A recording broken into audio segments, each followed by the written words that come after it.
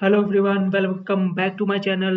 आज की वीडियो में हम इस पार्ट को कवर करने जा रहे हैं इलास्टिक आईपी को। ठीक है, तो इलास्टिक आईपी का यूज केस क्या है, क्यों हम यूज करते हैं, ये सारी चीजें हम देखने वाले हैं। ठीक है, सपोज करो आपके पास एक सर्वर है जो अप एंड रनिंग है। ठीक है, आपने उस पे एक वेब सर्वर डिप्लॉय करके रखा है जो आपका एक कस्टम डोमेन के साथ मैप है। ठीक है, तो कस्टम डोमेन के साथ मैप करने के लिए आपको भी पता है हमें एक पब्लिक आईपी की ज़रूरत पड़ती है। ठीक है, हम जब सर्वर लॉन्च करते हैं तो हमारे पास पब्लिक आईपी होती है, कोई हार्ड एंड फास्ट रूल नहीं है। लेकिन क्या होता है, ये आईपी कभी भी चेंज हो जाती है जब हम सर्वर को शट डाउन करते हैं और आप करते हैं, तो उस केस में आईपी चेंज हो जाती है।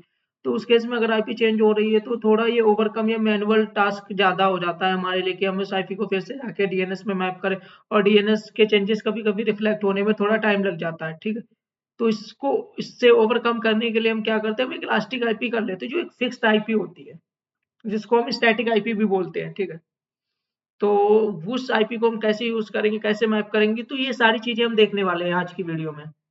ठीक है, तो हम आपको, ये मेरे पास एक सर्वर अप एंड रनिंग है। ठीक है, इसकी जो आईपी है वो ये है, मैं इसको यहाँ पे पेस्ट कर लेता हूँ। ये इसकी आईपी है, पब्लिक आईपी। ठीक है,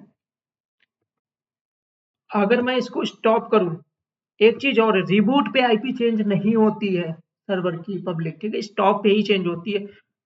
तो मैं इसको स्टॉप करता हूँ। ठीक है, ठीक है, ये सर्वर स्टॉप हो रहा है। ये क्वेश्चन पूछ लिया जाता है इंटरव्यू में, आपको पता भी होना चाहिए। अगर इंटरव्यू में नहीं पूछा जाता, ये प्रोडक्शन में आप काम कर रहे हो तो ये चीज आपको पता होनी चाहिए। छोटी छोटी चीजें ही प्रोडक्शन में कभी कभी बहुत ह्यूज डाउन टाइम क्रिएट कर देती हैं। ठीक है, तो सर्वर हमारा शट डाउन जा रहा है। Okay, wait.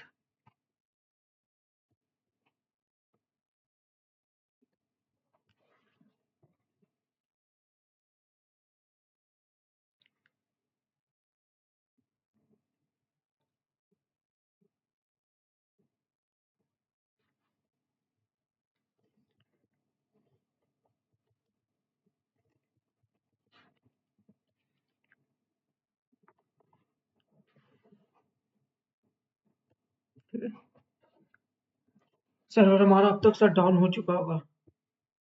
शट डाउन अभी स्टॉपिंग स्टेट में है।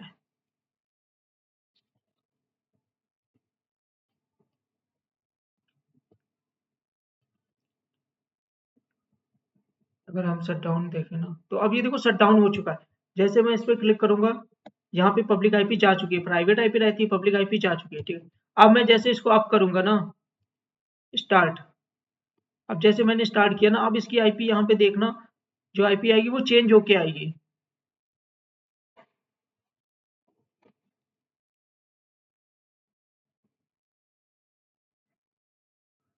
ठीक है, ये देखो जो आईपी आई है चेंज होके आई है। ये इस आईपी को अगर मैं कॉपी करूँ और यहाँ पे पेस्ट करूँ, ठीक है, ये देखो आईपी चेंज हो गई ना। ये क्या करती है, अब ये प्रॉब्लम क्रिएट करेगी अगर ये कहीं भी मैप है। ठीक है, किसी एपीआई के साथ या किसी कस्टम डोमेन के साथ मैप है, तो काफी ज्यादा प्रॉब्लम करेगी। या हमारा डेटाबेस चल रहा है, डेटाबेस को हमने कहीं मैप करके रखा है बैकएंड के साथ, तो इस प्रॉब्लम क्रिएटिंग स्टेटमेंट हो जाता है हमारे लिए। तो अब हम क्या करते हैं, इसको फिक्स्ड कैसे करते हैं, तो उसके लिए हमें इलास्टिक आईपी क्रिएट करनी पड़ती है। तो यहाँ पे जाएंगे इलास्टिक आईपी में। ठीक है, ये देखो है। ठीक है, एलोकेट इलास्टिक आईपी। ठीक है, नेम टैग किसके लिए हम करें, EC2 अंडरस्कोर सर्वर। ठीक,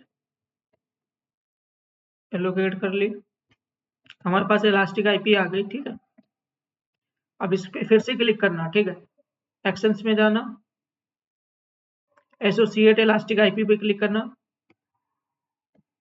ये जो तुम्हारा सर्वर है EC2 इंस्टेंस, इसको क्लिक करना, प्राइवेट आईपी क्लिक करना। ठीक है, एलोकेट कर देना।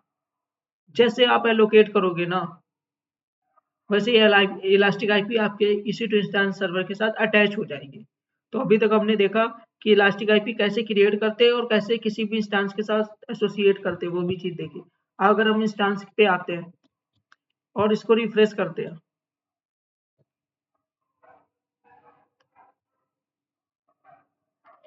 ये वाला हमारा सर्वर था।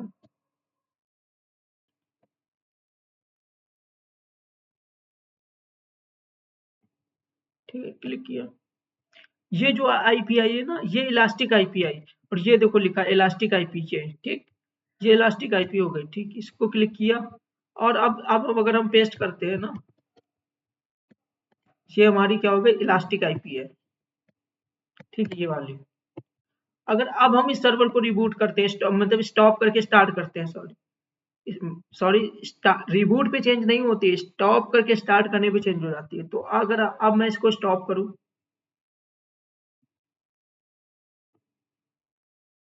ठीक है, सर्वर हमारा स्टॉपिंग स्टेट में जा रहा है, और जब मैं अप करूंगा तो ये आईपी अब सेम रहेगी। तो अब इस सर्वर पे कोई वेब सर्वर चल रहा है, ऐप सर्वर चल रहा है, या कोई डेटाबेस चल रहा है, ठीक है, तो हमारे लिए वो आईपी अगर किसी के साथ मैप है ना, वो प्रॉब्लम अब क्रिएट नहीं करेगी। तो एक मतलब अगर हमें एक छोटी सी सर्विस एडब्ल्यूएस की पता है ना, तो हमें बड़ी प्रॉब्लम को रिसॉल्व कर रहा है। इसीलिए हमें कोई भी क्लाउड पढ़ते हैं तो हमें छोटी-छोटी चीज़ें पता होनी चाहिए। हम छोटी-छोटी सर्विसेज़ को अगर इग्नोर करना स्टार्ट कर देते हैं ना, तो हमारे लिए वो छोटी-छोटी प्रॉब्लम ही एक बड़ी प्रॉब्लम कन्वर्ट हो जाती है किसी भी टाइम पे। ठीक? अब देखो, पहले का सर्वर मैंने स्टॉप किया, सर्वर प्रॉपर स्टॉप स्टेट में है। ठीक है? ये दिखाऊँ मैं। ये देखो, और मैं इस पे क्लिक करता हूँ, अभी भी इस पे पब्लिक आईपी है। पहले देखो चली गई थी, अब पब्लिक आईपी इसलिए क्योंकि हमने इलास्टिक आईपी को एसोसिएट कर दिया। ठीक?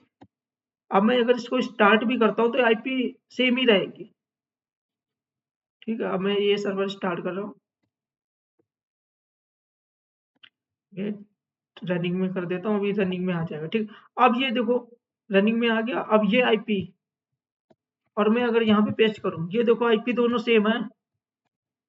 ठीक, तो ये यूज केस होता है इलास्टिक आईपी का, कि एडब्ल्यूएस में हम इलास्टिक आईपी कैसे क्रिएट करते हैं और कैसे एसोसिएट करते हैं, और उसका यूज केस बस मैं यही आपको दिखाना चाहता था। Okay, thank you for watching this video.